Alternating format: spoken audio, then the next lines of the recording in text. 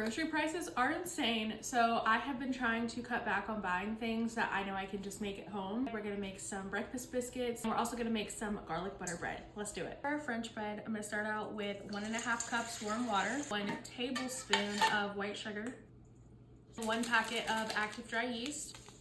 We're gonna mix and let it sit for 10 minutes. This is what it should look like after 10 minutes, nice and frothy. I'm gonna do 1.5 tablespoons of softened butter.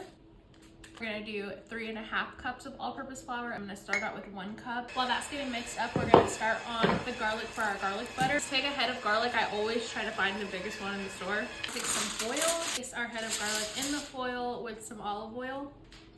This tight, and then I roast this in the oven at 400 degrees for an hour. Your French bread dough, it's still gonna be just a little bit sticky, and that's exactly how you want it. Put an oil on my baking sheet, put my dough, and form it into a loaf. Okay, here's my loaf. I'm gonna cover that and let it sit for 30 minutes.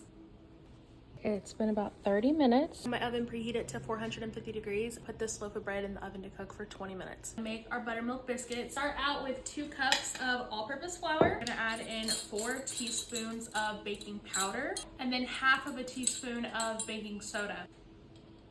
Crack in a little bit of salt.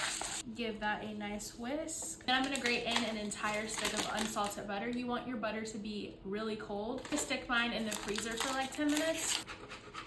Okay, now we're gonna get our hands dirty and we're gonna go in and mix our flour mixture together with our butter. Buttermilk, again, you wanna make sure it's extra cold, so I just took this out of the refrigerator. Start out with 1 cup, and then if I feel like my dough is dry, I will continue to add in little by little until it's perfect.